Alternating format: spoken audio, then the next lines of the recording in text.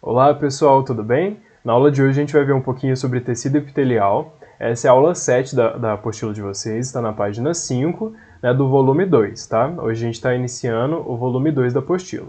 Então vamos entender como que funciona o tecido epitelial e para que ele serve. Bom, então antes disso a gente tem que entender um pouquinho de especialização celular, né? O que é especialização celular? A especialização celular é a capacidade que as células têm de se transformar em outras células. Né? Então, nos organismos pluricelulares, né, que são os organismos que têm muitas células, né, eles vão evoluir a partir de uma única célula, que é o zigoto. Né? O zigoto ele vai se desenvolver e vai formar um embrião. Né? No caso, essa daqui é uma imagem de um embrião. O embrião é a primeira fase né, do humano, no caso, ou dos animais também. Né? Então, esse embrião aqui, que foi formado a partir do zigoto, ele vai se especializar várias vezes até formar vários tecidos e várias células. Então, vamos entender aqui, ó. Então, na reprodução, né, vai ter a junção do espermatozoide e do óvulo. A junção do espermatozoide e do óvulo vai formar uma célula-ovo ou zigoto. Essa célula ela vai se multiplicar várias e várias vezes e ela vai formar um aglomerado assim, ó, de células. Esse aglomerado de células aqui vai se especializar até formar esse primeiro embrião aqui. E aí esse embrião vai se especializar mais ainda e vai formar outros tipos de células. Né? A gente vai ter células nervosas, células da hemácia, que é do sangue, células musculares lisas, células que armazenam gordura, entre outras muitas células. Né? Então é importante vocês entenderem, que, primeiramente, que nosso organismo está preparado para essa especialização celular. Né? Então, a todo momento, a gente está produzindo novas células e cada célula tem um papel diferente no nosso corpo, né? Igual a gente já vem vendo nas outras aulas que a gente já assistiu. E a associação dessas várias células que formam os tecidos que a gente vai estudar agora. Tá? Então, a junção de todas essas células vai formar os tecidos. Então, vamos entender. Ó. Os tecidos, então, vão ser esses grupos de células semelhantes, ou seja, células iguais vão se juntar, né, vão ficar justapostas e elas vão tornar em tecidos, em órgãos, sistemas e organismos. Né? Então vamos entender um pouquinho melhor. Ó. Cada tecido vai desenvolver um papel determinado no nosso organismo. Né? A combinação dos tecidos vai resultar em uma unidade funcional um pouco maior, que a gente vai chamar de órgão. Os órgãos juntos, né, eles vão formar um aparelho ou um sistema, e o conjunto dos sistemas vai formar o nosso corpo. Então, ó, a gente tem as células, né, a junção de células idênticas, de células iguais, vai formar os tecidos, vários tecidos formam um órgão, vários órgãos formam um sistema, e todos os sistemas juntos formam um organismo que seria o nosso corpo, por exemplo. Tá? Então, essa daqui é a trajetória né, do nosso organismo até chegar aliás, a trajetória do nosso corpo até chegar no organismo. Né? Então, a gente tem as células iguais se juntam e formam os tecidos formam os órgãos formam os sistemas e os sistemas formam o organismo. O sistema, por exemplo, tem o sistema respiratório, sistema circulatório, sistema digestivo, né? São vários sistemas né, que juntos vão formar o organismo. Então, o estudo dos tecidos a gente chama de histologia. Né? O primeiro que a gente vai estudar agora vão ser os tecidos animais. Né? Portanto, a gente vai estudar a histologia animal. Nos animais, a gente tem 4 tipos de tecido. A gente tem o tecido conjuntivo, o tecido epitelial, que é esse primeiro que a gente vai estudar agora, o tecido muscular e o tecido nervoso. Tá? Então, são 4 tipos de tecidos que a gente tem no nosso corpo. O tecido epitelial, que é o que a gente vai estudar agora, ele possui várias células justapostas, ou seja, células que estão muito juntinhas, né, que estão agarradinhas. Essas células, elas podem, aliás, esse tecido, né, ele pode apresentar uma ou mais camadas de células, tá? A função desse tecido do epitelial é de proteger e revestir os nossos órgãos, né, revestir as cavidades, né, a superfície do nosso organismo, né, ou seja, a nossa pele, né? Então, o tecido epitelial vai ser essa primeira camada de pele que a gente tem. Tá? Então ele é um tecido que vai servir para proteção, no caso para não perder água do nosso organismo, né? Não perder a umidade. Né? Então o tecido epitelial vai ser mais para essa parte, para proteção e não perder a umidade, né? Para revestir nossos órgãos. Ele vai poder ser encontrado então na nossa pele, dentro dos pulmões, revestindo o estômago, revestindo o rim, né? Entre outros órgãos também. As células do tecido epitelial eles podem ter várias formas, né? Elas podem ser achatadas, cuboides, alongadas, ciliadas, né? Eles têm vários formatos. Então vamos ampliar essa imagem aqui para a gente entender um pouquinho melhor.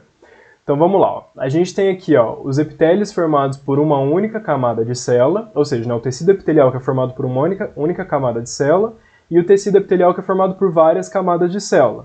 Então vamos primeiro aqui nos tecidos que são formados por uma única camada. Então a gente tem aqui ó, um tecido que chama pseudoestratificado. O que significa pseudoestratificado? Né? Pseudo significa falso. Né? Então falso estratificado. Falso por quê? Porque na verdade aqui ele dá a entender que tem mais de uma camada de célula, mas não tem. É uma única camada. Ó. É uma única camada de célula, elas estão meio entrelaçadas, mas é uma camada só. Tá? Esse tipo de tecido aqui ó, ele é encontrado nas nossas fossas nasais, nas traqueias, nos brônquios. Depois a gente tem ó, o tecido epitelial simples pavimentoso. Ele é um tecido mais achatado, né, com células achatadas. E esse tipo de tecido, né, epitelial ele é encontrado geralmente no nosso pulmão, revestindo os vasos linfáticos e os vasos sanguíneos. Né, então ele é um tecido um pouco mais de revestimento. Depois a gente tem aqui ó, o tecido epitelial simples cúbico. Esse tecido ele vai ser encontrado aqui nos nossos túbulos renais. Né, então ele tem esse formato mais circular justamente porque ele tem que formar um tubo. Né? Depois a gente tem aqui o tecido simples prismático. O simples prismático são células mais alongadas, né, e esse tipo de tecido aqui ele é presente no nosso estômago. Depois a gente tem os tecidos epiteliais que são formados por mais de uma camada de célula. Então os que estão aqui do lado esquerdo são formados por uma única camada, e os do lado direito são formados por mais de uma camada. Então a gente tem primeiro aqui ó, o estratificado pavimentoso. Esse tecido aqui ó, ele vai estar na nossa pele, na nossa boca, no nosso esôfago. Né? Então é um tecido com muito mais camadas de células, por quê? Porque ele precisa de ser mais resistente. Né? Por exemplo, esse tecido aqui vai estar presente na nossa pele. Então a pele tem que ser muito resistente, né? Porque se ela não fosse resistente, a gente sofreria muitos danos. Depois a gente tem aqui ó, o tecido estratificado de transição. Esse daqui ele vai ter células um pouquinho mais cuboides, ó, mais em formatos de quadradinho, e elas são presentes mais na nossa bexiga urinária. E depois a gente tem o último tecido, ó, que é o estratificado prismático.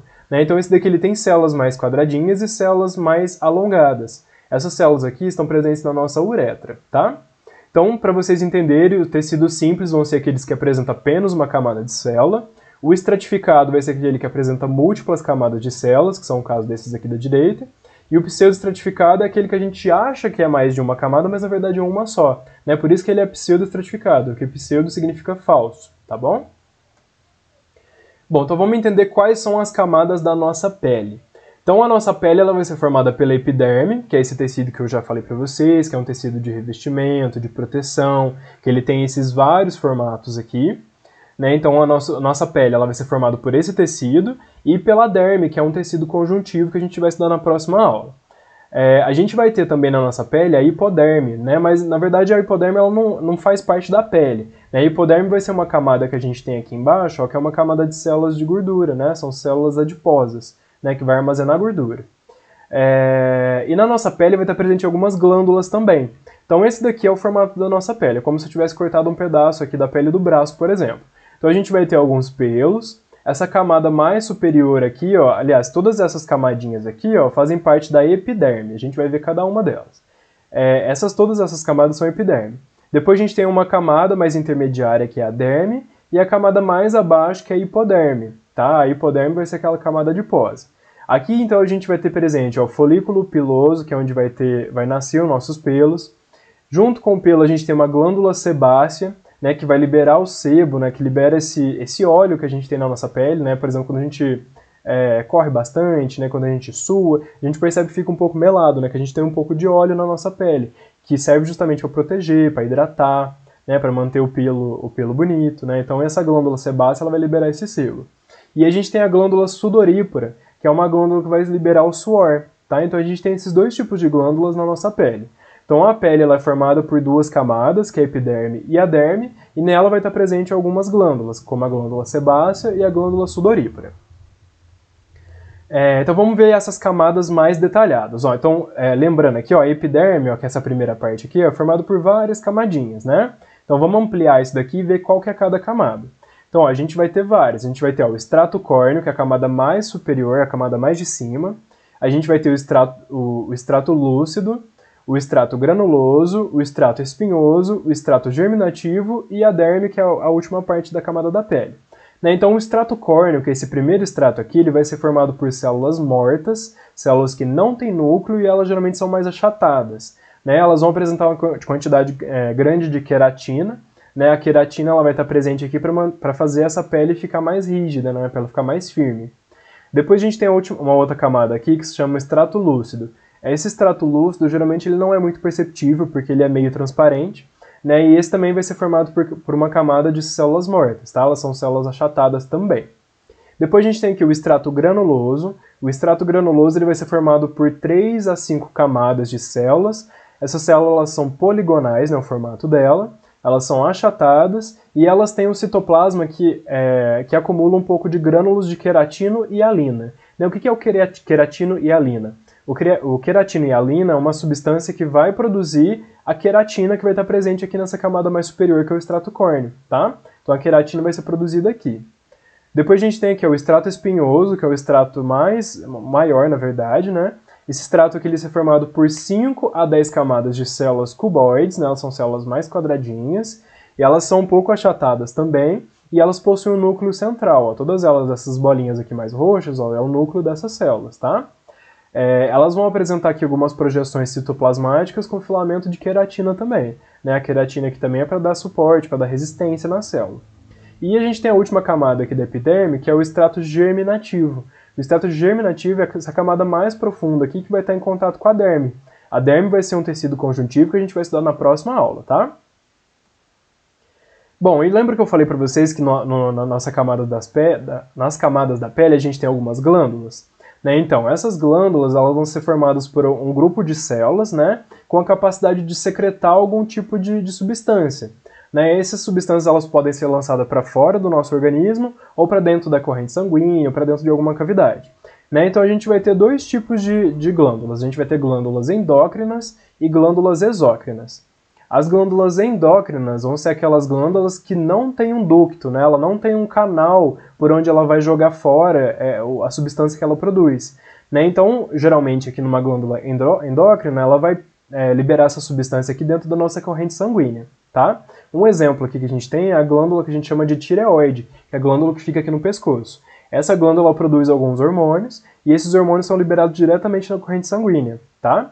E a gente tem as glândulas exócrinas. As glândulas exócrinas são aquelas que têm um ducto, elas têm um canal por onde elas liberam a substância que ela produz. Tá? Um exemplo de glândula exócrina, a gente viu duas aqui atrás, ó.